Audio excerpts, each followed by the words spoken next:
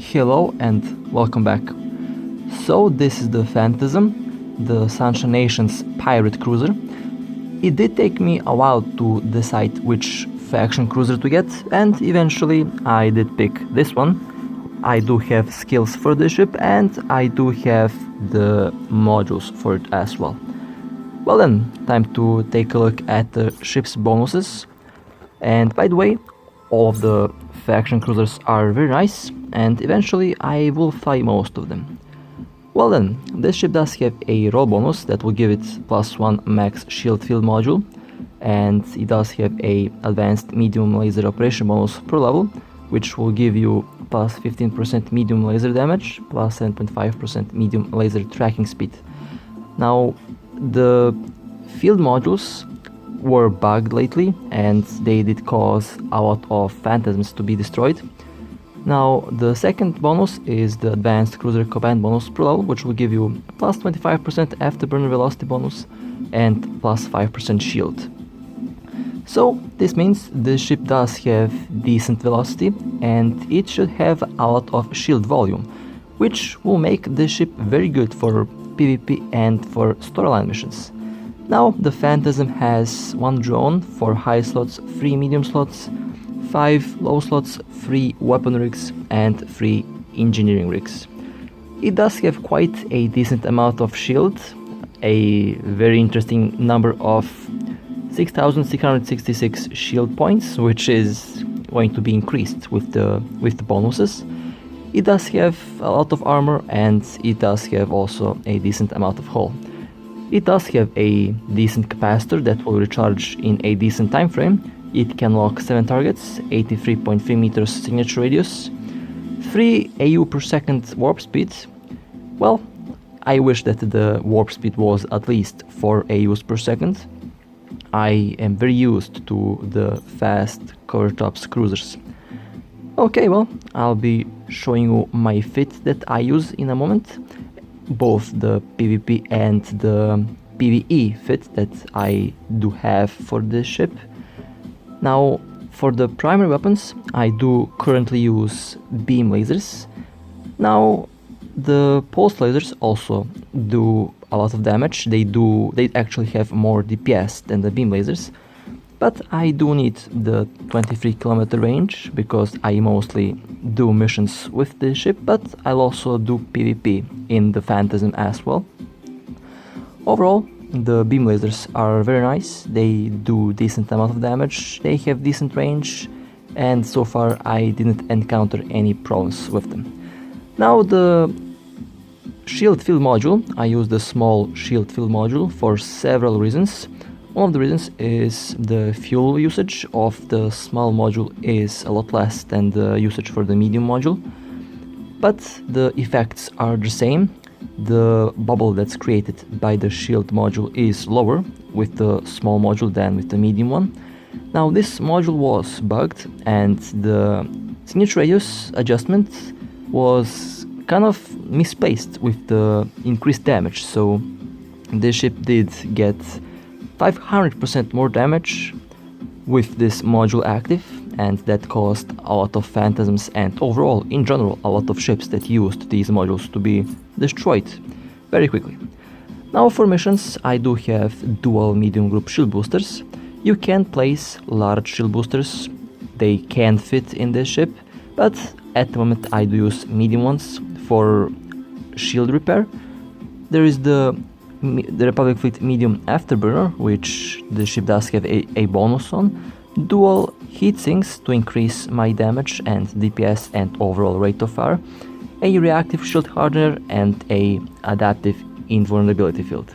Now the 2 shield hardeners will be replaced with upgraded ones. That means I will have to replace them with the highest tier module.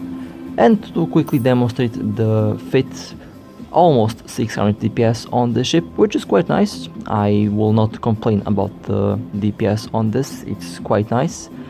The defense is also very nice, 80+% resistance on all damage types, which will make the ship quite tanky with quite a decent amount of DPS, and 1.3 kilometers per second afterburner speed, which of course can be improved 20% more with the Geese Type C Afterburner, which I will get very soon as well. And of course, the PvP fit that you will see me using on the ship consists of a Warp Disruptor. You can also replace the Warp Disruptor with a Scrambler, both work, but the Scrambler will work with pulse lasers a bit more. And if you don't want the Status Webbifer, you can replace it with the Nosferatu, with the other neutralizers, and of course with other weapon disruption modules. I personally like to use target painters to increase the signature radius of the target, making it easier to hit. And of course, if you can hit the target easier, you are able to do a lot more damage to the target. Well, time to see what this ship can do. Now, I was quite surprised to see how tanky this ship is. Usually I avoid fighting the elite ships close by, but in this case I was able to withstand all the incoming damage from all of these ships, and they do really minor damage to me. Of course, thankfully the shield field module is fixed, so I am not going to receive that 500% extra damage. If it were not bugged, if it were actually bugged, then this ship would be toasted in this moment, but thankfully that's not the case. Now these ships use MVDs, that's why I am able to hit them so well, and of course I do have a target painter to further increase their signature radius, and I have to admit the damage output on the lasers is quite nice. Now you notice that I don't have any shield booster module. If you want to use a shield booster, you can replace the heatsinks for a shield booster and for a secondary invulnerability field or a secondary reactive field for the shield. That also works, but I do like my ships to have DPS, so I will use the dual heatsinks on the ship. Now you might notice the capacitor is 24%, 21%. That is because these two ships use Nosferatus on me, but overall the capacitor on the ship is stable even without the Nosferatu, so you don't have to worry about the capacitor on this ship. I have to admit, the Sansha ships do have very nice capacitors and they do have very nice speed.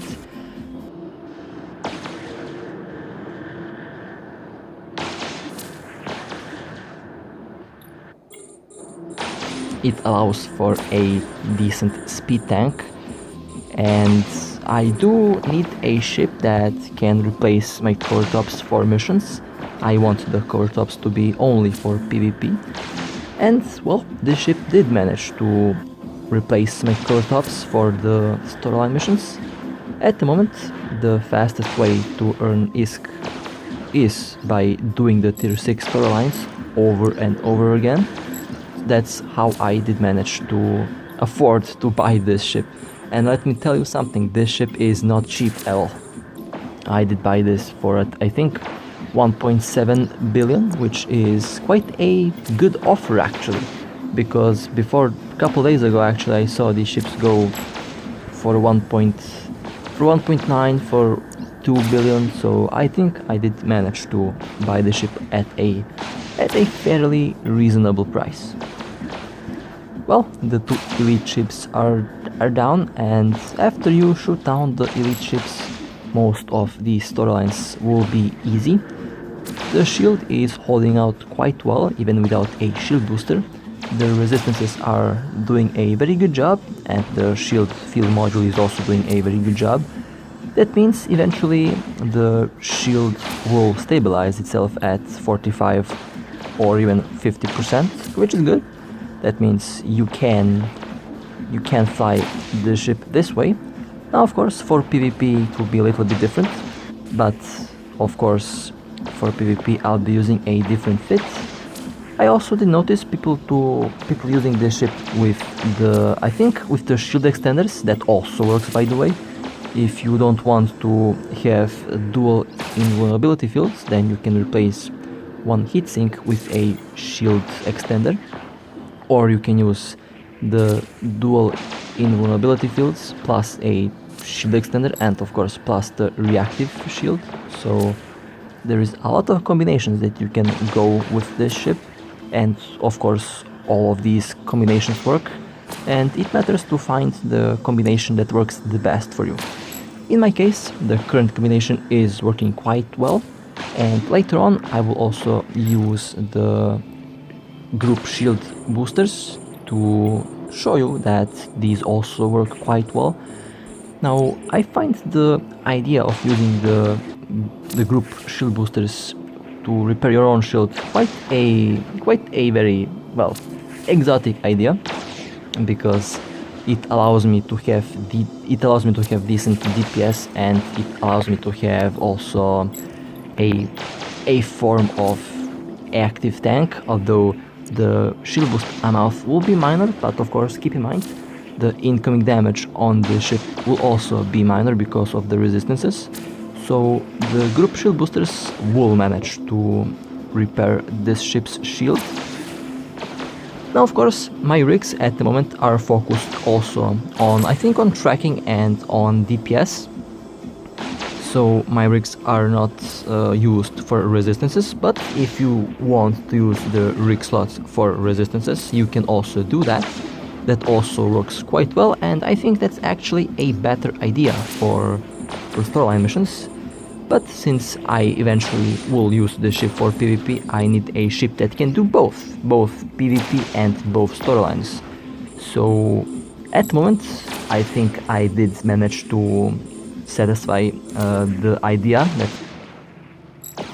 to make that idea possible, and it will be interesting to see how the ship will perform in PvP. Judging by the amount of damage that I do to these ships, the ship will be very good, and I am very excited to see what I'll be able to pull off with this ship. Now, comparing this ship to the other faction cruisers is kind of difficult. All of the faction cruisers do have something that works for them. In my case, the best cruiser that I actually can use, and the best cruiser in my case would be the Stratios, because I do have at the moment in my case I do have the best skills for the Stratios, but unfortunately Stratios isn't at the moment in the game, and players can't make it at the moment. But once the Stratios is available, I'll make sure to get one, because my current drone skills and overall skills that revolve around drones are very good. I can actually use the Stratios really well with my skills. Now, speaking of the Cineball, that ship is also very good. It can have very high DPS, and it's also very good for storylines and very good for PvP. I can also use that ship as well. I do have the skills for the medium. I do have skills for the medium artillery and for the medium cannons.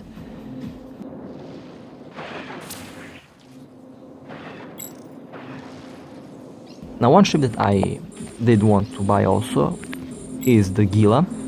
I do have decent missile skills, and I do have very good drone skills for it. But one thing that I kind of did not like about the Gila is that it was a lot more expensive than this. I think at the moment you can buy a Gila for 2 billion or 1.9 billion. Of course, it's a good ship, but I think it's a little bit too costly for me. And I did see a lot of Gila kills flying around, so that kind of also was off-putting, but I don't know why. For some reason I mostly see Gila kills for faction ships. I rarely see a Phantasm or other faction ships. The Vigilant is also a very good ship, which eventually I will also get. I need to skill the railguns for it, but overall the Vigilant is also a very good faction cruiser. That is, I think, the most used ship for PvP at the moment is the Vigilant, and I think the Phantasm is also up there. Now the Ashimu, I did ask around, and Ashimu is not good for... Apparently it's not good for storyline missions, it's not good when it's solo, but it's very good for fleets. So Ashimu kind of has a specific role, and it's used if you want something to be dead. So if you want something dead, then you call in a Ashimu to kill the target's capacitor, and once the target's capacitor is dead, then the ship is dead as well. So Ashimu is, I think, mostly used in fleets and in PvP because of its neutralizer and of its Nosferatu bonuses, and it's used if you want a specific ship dead. You focus on that one specific ship and you kill its capacitor, and then you kill the ship, because remember, if you don't have capacitor left, then you can't warp out, or you can do pretty much most stuff. So Ashimu has a role there. Now people did tell me that the Phantasm is excellent for storyline missions, and it is very good for PvP, it's decent for PvP. So judging by all these things that I did here, I did decide to get the ship. Now of course a big part of me getting the ship has to be the ship's bonuses. The Afterburner bonuses allow for very good speed tanking, which of course I like, and so far it works. Now you can see me here turning the Afterburner on and off. That is because in some cases I don't have to have the Afterburner on to reduce the damage, and of course I do have decent resistances. So I do turn the Afterburner on and off at certain times. In PvP the Afterburner would be running a lot more, and in PvP it would be interesting to see how the ship will perform against the battlecruisers. Okay, well, so far I do actually have to admit, I do have fun flying this thing. It does a very good job at shooting down these enemy ships. And as we can see, the capacitor is also stable. At first I thought that the capacitor will not be stable, but it did. It stops going down when it hits around 20 to 30%, so I am good with that. That Elite Rupture is my current primary target. Now, Afterburners do have a very big advantage over MVDs, and that is they don't increase your signature radius. So that means the ship can be fast while retaining the 83.3 meter signature radius, which means the incoming damage on the ship will be minor. Combining that with the shield resistances will make the ship a very, very interesting ship to fly.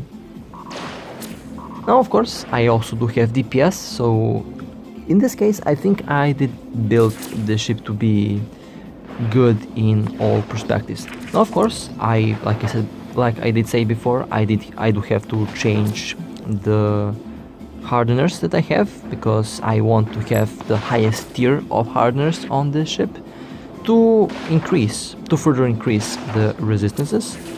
And one thing that I also will change, most likely, is the drones. I do want the faction drones. The Afterburner will also be changed, and after I do all of these things, the ship will be, in most cases, completed. Now after that, the only thing that will be changed with time is the rigs. The rigs are evolving. Currently the level 2 rigs are available. Soon there's going to be level 3 rigs, and after the level 3 rigs are out, I will go and I will buy these rigs and replace them with the current level 2 ones that I have on this ship, to further improve the ship's parameters, to improve the DPS, to improve the resistance, to improve the ship's velocity. I think I also have to increase the ship's velocity. I want to have at least 2 kilometers per second velocity on this thing with the Afterburner enabled. So I will have to do that, and I think after I do all of these things, this ship will be very, very interesting. and also very effective, because the faster your ship goes with the Afterburner, the lower damage your ship will receive. So with that velocity, I think I'll be able to do most things in the game. Now, this ship is also highly effective in tier 8 storylines, and you can use it in tier 10 storylines. In tier 10 storylines, the battlecruisers will have a hard time to track this ship, so up close you are going to be destroying the battleships quite easily. That same can be said about the battlecruisers and other long-range ships. In that case, the highest threat will be the frigates and destroyers that will carry disruptors in the future, so it will be interesting to see how that will work. And I am definitely confident that the ship can do these storylines quite efficiently, and I think I'll have lots of fun flying this ship for a very long time as well. So it will be interesting. Well, 13 more of these Amar ships are left. So far the shield did hold out very good, the capacity did hold out very good, the DPS did hold out very good, and well, I am impressed with the Phantasm. Definitely a good buy. Now, like I said, one of the next ships that I want to fly is most likely the Stratios and the Orthus. Those two ships are also going to be on my radar, and I'll be also getting those ships. At the moment I'll be focusing on getting ISK because the ship was quite expensive. I want to quickly recover the ISK that I did spend for this ship. And well, overall I have to admit, so far all choices that I did make in the game were good. I did make a couple bad choices in ship buying, but I did fix that. And most ships that I did already cover on the channel are very good ships. I did have fun flying all of them, and a lot more ships are yet to come. Now, of course, in the future I also want to fly the Nestor. That ship did catch my attention because of drones, and the Nestor, the Macariel, and the other faction battleships are going to be on my radar very soon. Well, actually not very soon, because those ships are far away at the moment, but as soon as they get available, you can guarantee that I'll be getting one as soon as I can. That can be also said about the Stratios and about the Astero. Those two ships are also necessary ships that I do want to fly, and I do have very interesting ideas for both of these ships. Well, let's see, 7 more ships are left. So far this was very smooth, and I am indeed impressed with the Phantasm. A all-around very good ship for most situations and for most cases, and overall a generally flexible ship to build. You can focus on resistance, on speed, and on DPS at the same time, which is quite a important feature, and so far the ship did prove itself to be worth the money. Well, with that being said, I hope you enjoyed. Stay safe, fly safe, and I'll see you next time.